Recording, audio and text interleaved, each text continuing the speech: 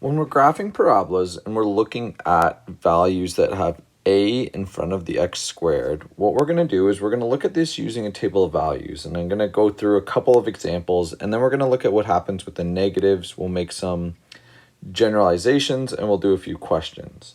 First, when we're looking at just a general parabola, the numbers that we're always going to be dealing with are just 1 and 4. So we go 0, 0, 1, 1, 2, 4, negative 1, 1, negative 2, 4. So it's just our normal step pattern. Whoops, missed there. Fix that. Whoop. There we go. That's a little better. Okay, so it's just our normal step pattern. Our step pattern for this is over. Okay, we're going over 1 each time, and we're going up 1, 3, 5. We only went up 1 and 3, but that's what we would do. When we have an a value, what our a value actually does is it changes our up pattern. Okay, we're still going to be going over by 1 each time, 1, 1, 1. But our up pattern is going to change. If we look at this table of values, we've got 2 squared would be 4, and then 4 times 2 would give us 8. 1 squared would be 1, and 1 times 2 would give us 2. We would still have 0. This would be 2 and 8. So if we were graphing this, I'm going to quickly just make these all in blue. If we were graphing this, what we have to recognize is that all of our x's, the amount that we've gone over in this case, hasn't changed. But all of our y's have doubled. So that means that our ups have doubled. So when we graph this, the graph looks like it's been stretched vertically, and we say it's been stretched vertically by 2. Well, what's actually happened is if we look at our ups, if we write in our normal up values, what we've actually done is we've just multiplied them all by 2. So this would be 2, this would be 6, not 8. I don't know why I put 8 there. Oh no, that's right. And then this would be 10. Okay, we've multiplied all of our ups. So our new up values are this. We've gone over 1, up 2. Over 1, up 1, 2, 3, 4, 5, 6. Okay, so we've multiplied our ups by a value of 2. Well, if we look at this next one, so we'll do this one in red, we would have 2 squared is 4 times a half would go back to 2. 1 squared is 1 times a half would be 0.5. We've actually got smaller. And then we know the other side is the same because they're symmetrical. So for this one, with our over and up chart, we'll write our normal one down, 1, 1, 1, and we've got 1, 3, 5. What we've actually done is multiplied all of these values by a half. So instead of going over 1, up 1, we're going over 1, up 1/2. Instead of going over 1, up 3, we're going over 1, up 1.5 or 1.5. Okay, and then 2.5. So if we look at these values, we would start here, we'd go over 1, up 1/2. Over 1, so I'm over to here, and then up 2.5, so I'm right here. Over 1, up 1, over 1, up 2.5. And for this one, if we look, our graph has actually been, oh, I went up too far there, 2.5. I should have only went up 1.5. So over 1, up 1.5, excuse me, over 1, 1.5. So not, I've just done these two. So if we look at this though, in this case, our graph has been compressed by a half vertically. So it's been shrunken down. We're comparing it to that black graph there. The blue graph was stretched up, the red graph was compressed down. So now I'm going to just look at these values and we're going to compare them to, and I'm going to move a little quicker here because we've already done this exact graph on the previous page. But what we will notice is And I'm going to change the numbers just slightly to make it fit on our graph here. Actually, maybe we'll just look at the second one. What we'll do is, I'm going to look at this graph here. I'm going to just change this to negative x squared. So we're not going to consider the 2x squared. We're just going to look at negative x squared. So all that's actually going to do is, again, our over and up chart is being changed. Okay, so we've got our normal one. If we have our over and up chart, all that's going to happen is all of these values have become negative.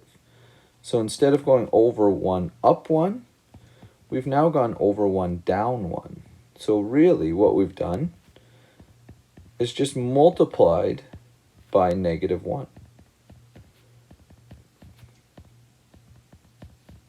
So this would be negative 1, this would be negative 3, this would be negative 5.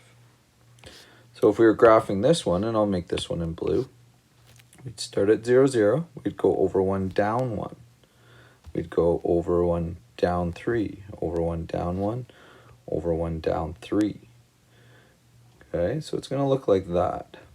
Now I'm not going to graph the last one, but it would be the exact same. Everything, all that's going to happen is my over and ups are going to change. We're going to be going down to 1, 3, 5. It would be times by negative a half here. Okay, we're timesing it by the negative value as well. And instead of going up, I'm going up by a negative, or really I'm going down.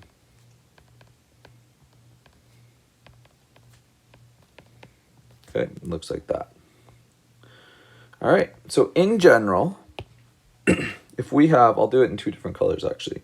If we have a negative, so a negative value,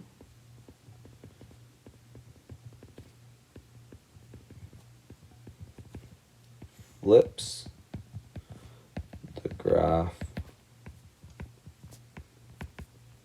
down. Okay, so now that we've taken care of the negative, if the a value is greater than 1, we don't care if it's positive or negative because the negative already flipped it down. So now even if there was a negative here, we wouldn't be addressing it. We'd just be looking at a. So if a is greater than 1, then we have a vertical stretch.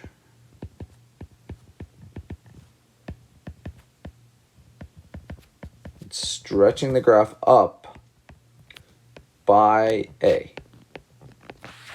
Okay, if a, again, is between 0, I guess it can't be equal to 0.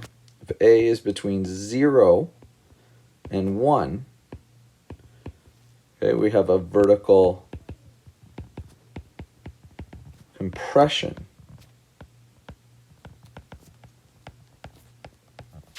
by a.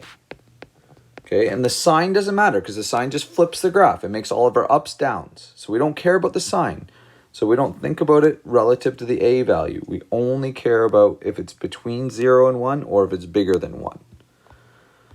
Okay, so let's look at a couple questions here. So first, if I look at this top one, so I'm going to just move this down a little bit. Maybe we'll copy this and do it on 2 pages. Okay, so if I look at this first one, our vertex, now the a value has no impact on the vertex, so all that we care about is that plus 1. So our vertex is going to be at 0 and 1. We haven't moved left or right, but we have moved up 1. Okay, our axis of symmetry would be x equals 0 because it's the x value of our vertex. Domain is negative infinity to positive infinity. The range, in this case, it's facing up. Okay, so the graph would look like this. So we just look at our y value of our vertex, and we're going to be going from 1, sorry, that's going to be a closed bracket, from 1 up to infinity. And then our max min value is again, our y value, so we're going to have a minimum of y equals 1. Now, if I were to graph this, I'm going to just get rid of that little parabola. I'm going to put our over and up chart here. Normally we would go 1, 3, 9, or sorry, 1, 3, 5. We're just going to look at 1 and 3 because that's going to give us enough dots. But we need to times this by 3 because we have an a value of 3. So we're going to be going up 3 and up 9. So we're going to start at 0, 1. We're going to go over 1, up 3, over 1, up, oh, I can't even fit that, up 9. So it would be off the chart. Over 1, up 3, over 1, up 9, and it would be way up there. So it's going to look something like that. Okay, where the graph would be way up here. Okay, let's look at the next one. And I know I'm going a little fast, but you can slow it down if you need to. Here, our vertex has gone down 6. So we're at 0, -6. Our axis of symmetry still hasn't moved left or right, so we've got x equals 0. Domain's always the same, -infinity to +infinity. Range is going to be from our vertex all the way up to infinity because it's facing up. Our minimum value is going to be y equals whatever our y value of our vertex is, which is 6 in this case. And now we're going to make our over and up chart. Okay, so we're over, up. We're going 1 and 1, so this would be normally 1, 3, but we're timesing it. Excuse me, we're timesing it by a half. So we're going to go over 1, up a half. And from there, we'd go over 1 more, up 1.5. So up 1.5. So we'll start at -6. We'll go over 1, up a half. Over 1, up 1.5. Oops. Right. Let's just zoom in here. Be there and there. There and there. And we'll connect our dots. Draw some arrows. Just like that. Now I'm going to go to the next page here. I'll just create one more page to do the last one because we've kind of run out of space. We'll paste that in there. We'll do this last one. So if we were looking at this last one, again, our vertex, we haven't moved it at all left or right. We've only moved it up. So we get 0 and 5. Axis of symmetry is going to be x equals 0. Domain, -infinity to +infinity. Range is the y value. Again, make sure you get your brackets right. And our minimum value is y equals 5. Our over and up